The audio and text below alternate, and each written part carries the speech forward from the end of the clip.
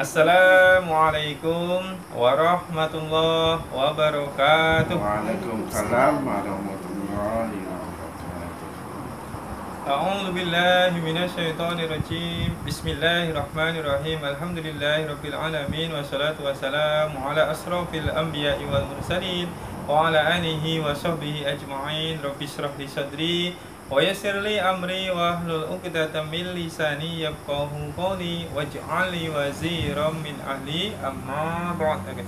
Yang saya muliakan tuan-puan hadirin akak adik semua yang dirahmati Allah, alhamdulillah kita bertemu lagi untuk menyambung pengajian kita. Kita dalam keadaan sehat walafiat tanpa suatu halangan, boleh menyambung Al-Quran dan tajwid dah selesai. Kemudian kita sambung pengajian hadis-hadis Rasulullah Sallallahu Alaihi Wasallam. Kita beramal sesuai apa-apa yang diajarkan oleh Rasulullah Sallallahu Alaihi Wasallam. Bahwa Rasulullah ni suri teladan yang terbaik. Semua yang dibuat Rasulullah ni sunnah kita tiru. Itu perkara-perkara yang sunnah kita buat, apa-apa yang Rasulullah buat, tapi semampu kita. Yang sunnah-sunnah ni kita buat semampu kita, ya. Tak boleh kita buat 100% mengikut Rasulullah. Kalau mampu hebat. Tapi kita mampu buat semampu kita. Tapi semua kalau boleh semua amalan kita mengikuti Rasulullah buat. Oke, paham?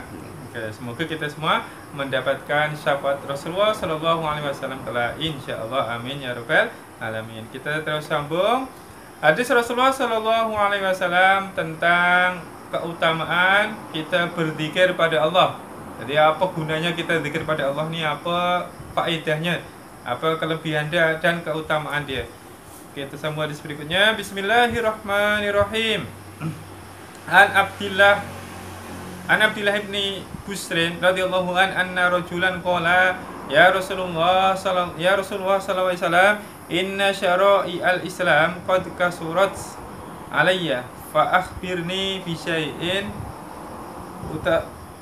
utasabbatu bihi qala la yazalu lisanuka ratban min dzikrillah rawahu at-Tirmidzi wa qala hadza hadis hasan. Hadis ini hadis yang baik. Hadis hasan horib. Jadi kita amalkan, baiklah, kita ikut seperti yang kita dengar, kita percaya. Oke, bismillahirrahmanirrahim. Maksud dari sini bahwa Sayyidina Abdullah bin Busr radhiyallahu an meriwayatkan bahwa seorang lelaki berkata pada Rasulullah, wahai Rasulullah, hukum hakam syariat sudah banyak yang mesti diamalkan, tetapi beritahulah kepada saya amalan yang saya boleh jadikan amalan tetap saya. Apa hukum hakam Islam ni memang sudah mestilah diamalkan. Lepas tu beritahulah saya amalan yang saya boleh jadikan amalan tetap saya setiap hari-hari. Baginda sallallahu alaihi wasallam bersabda, basahkanlah lidah kamu dengan zikir Allah pada setiap masa. Hadis riwayat Imam At-Tirmidzi. Jadi ini digalakkan, disuruh oleh Rasulullah. Hendaklah kita memperbanyak zikir pada Allah. Terpulang nak zikir astagfirullah, astagfirullah, astagfirullah. Semua ada kelebihan dan pahalanya luar biasa. Baca selawat pun tak apa. Sallallahu alaihi Muhammad sallallahu alaihi wasallam. Subhanallah, subhanallah. Apa sajalah. Kalau tak bersuara pun tak apa. Astagfirullah, astagfirullah. Bila-bila masa walaupun kita sibuk tengah banyak kerja, setiap masa kita zikir semampu kita. Contoh tengah naik motor, lepas tu lampu tu merah, terpilih kita tunggu berapa menit, contoh 1 menit ke 2 menit, kita zikir subhanallah, subhanallah. Itu setiap masa kita berbanyak zikir pada Allah Subhanahu wa taala. Kita basahkan lidah kita dengan berzikir pada Allah setiap masa. Oke, paham? Ini dikatakan oleh Rasulullah. Oke, paham. Terus kita sambung lagi hadis berikutnya. Bismillahirrahmanirrahim. An Muadz bin Jabal radhiyallahu anhu qala akhiru kalimatin faraqtu 'alaiha Rasulullah sallallahu alaihi wasallam qultu ya Rasulullah ukhbirni bi ahabbil a'mali ila Allah azza wa jalla. Qala anta muta walisanuka ratbum min dzikrillahi ta'ala rawahu Ibnu Sani.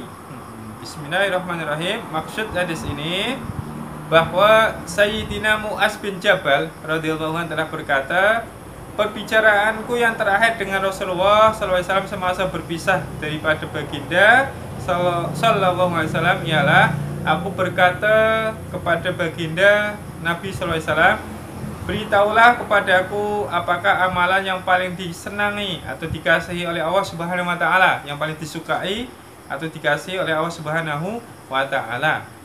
Dalam riwayat yang lain, Sayyidina Mu'az radhiyallahu anhu berkata, wahai Rasulullah, beritahulah kepadaku apakah amalan yang paling afdal atau yang paling banyak pahalanya dan paling banyak dapat menghampirkan seseorang kepada Allah Subhanahu wa Ta'ala. Amalan apa yang terbaik, yang terafdal, yang boleh mendekatkan diri kita dengan Allah Subhanahu wa Ta'ala? Dia tanya dengan Rasulullah macam tuh, ya. Baginda SAW bersabda, kamu mati dalam keadaan lidah kamu basah mengingati Allah Subhanahu wa Ta'ala. Dan ini hanya mungkin berlaku apabila seseorang itu semasa hidup mengambil berat untuk berzikir pada Allah Subhanahu wa Ta'ala.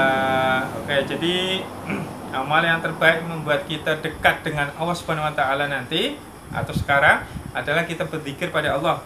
Pasal kalau boleh, amal yang terbaik lagi supaya kita nanti mati pun dekat dengan Allah, maksudnya ini dikasihi Allah, disayangi Allah, maka kita mati dalam keadaan zikir pada Allah. Tapi siapa yang boleh buat macam ni adalah orang yang selalu, yang beristiqomah selalu zikir pada Allah. Jadi kurang-kurangkanlah kegiatan kita yang maaf cakap hari-hari. Contoh kita suka cerita Bollywood, cerita Korea, nanti nak mati pun terbayang-bayang apa yang kita selalu ucap, apa yang kita pikirkan hari-hari itu. Itu yang boleh mengesan pada akal pikir kita dan hati kita. Jadi istilahnya yang terbawa itu apa yang kita selalu lakukan. Maaf cakap ini kalau tukang berjudi, kaki judi, kadang mati pun dalam keadaan judi. Tukang minum arak, kalau tak taubat lagi lah. Oke, paham? Jadi kalau kita nak mati dalam keadaan macam ni, keadaan baik, maka kita buat baik hari-hari. Oke, kalau kita nak mati dalam keadaan zikir Allah, kita pun usahakan kita zikir setiap saat. Kita bahasakan selalu zikir pada Allah. Nanti insya Allah kehendaki mati kita pun dalam keadaan tengah zikir pada Allah Subhanahu wa Ta'ala. Jadi ada kisah nih ya, wali Allah nih dia mati, tapi dia selalu zikir pada Allah. Sehari berapa tuh? Beribu-ribu dia baca zikir selalu, sehingga dia mati pun dia masih jadinya bergerak macam nih terus. Apa tuh dokter pun pelik, macam mana nak ditanam nih? Tapi jari dia masih bergerak, tapi dia dah mati. Kalau dia terlalu zikir dengan jari jemari. Atau subhanallah selalu beribu-ribu sampai 4.000 ke berapa.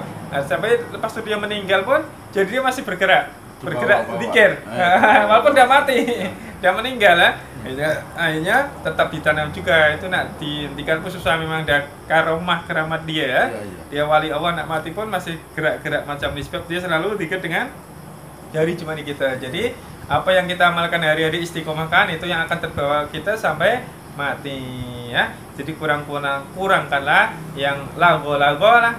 Tapi bukannya berdosa nak buat lago, janji tak maksiat. Cakap main badminton tak buat maksiat, apa-apalah main bola sepak bola, semua tak maksiat, tak apa, tak berdosa istilahnya.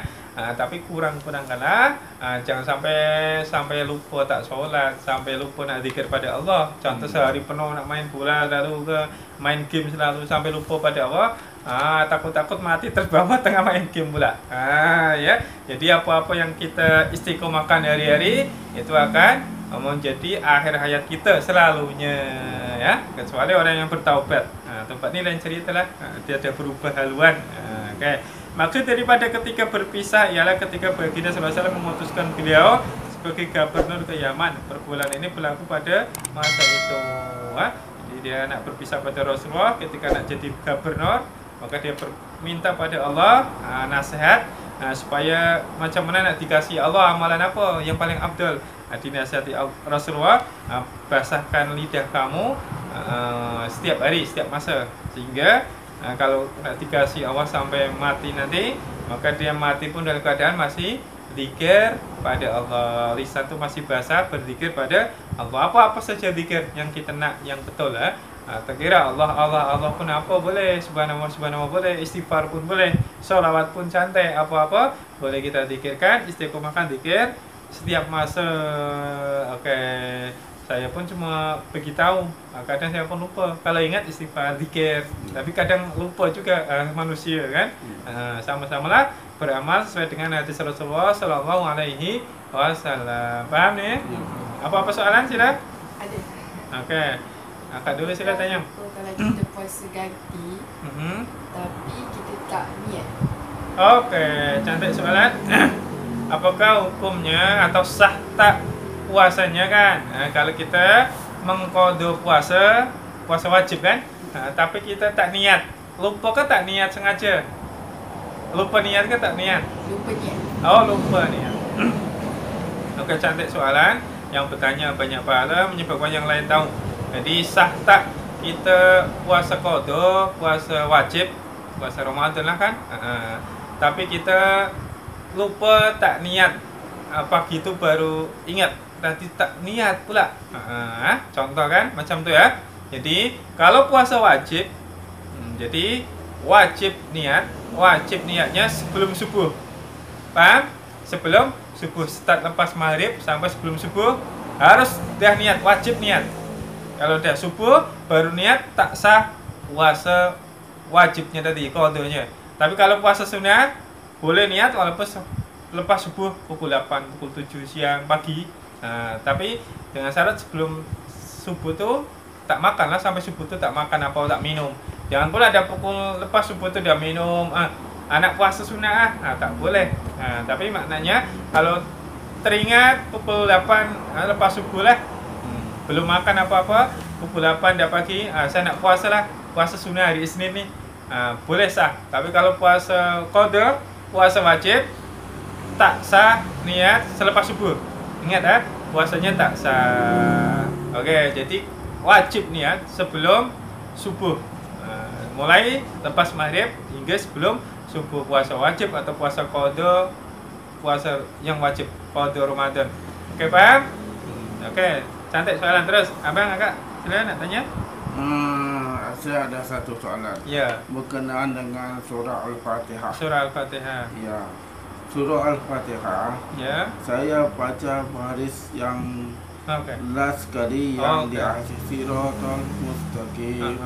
Siratal ladzina an'amta 'alaihim. Saya berhenti dekat situ.